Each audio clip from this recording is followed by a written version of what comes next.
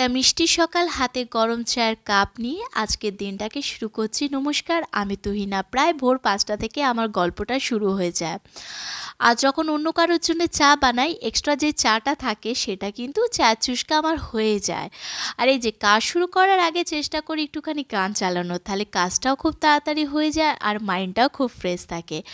বাচ্চাদের জামা প্যান্ট আমরা চেষ্টা করি খুব সুন্দর করে অর্গানাইজ করে রাখার, বাট সেটা আলটিমেটলি হয় না। বাট যখন হ্যাঙ্গিং করে খুব সুন্দর করে কালার ওয়াইজ রাখি, দেখতেও ভালো লাগে আর নিতেও কিন্তু সুবিধা হয়।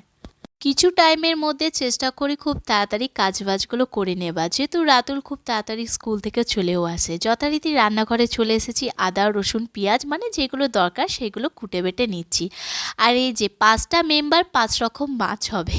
তো যাই হোক, এখানে আমি খুব শর্টে কাটে একটা রেসিপি বানিয়ে নিই। যখন হাতে একদমই সময় থাকে না, তখন ওই আদা রসুন শুকনো লঙ্কা পেঁয়াজ আর তার সঙ্গে গোটা জিরে সবকটা একটা মশলা পেস্ট করে নিই।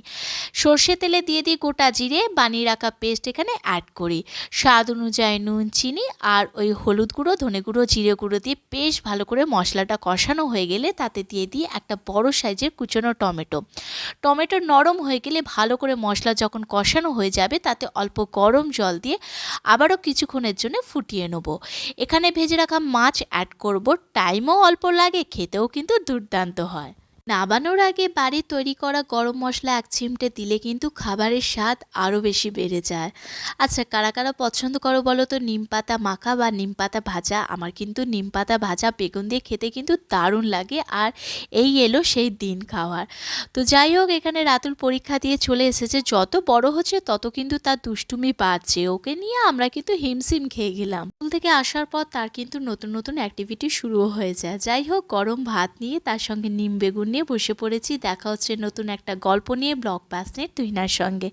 সবাই ভালো থাকবেন, সুস্থ থাকবেন, সকলকে ভালো রাখবেন।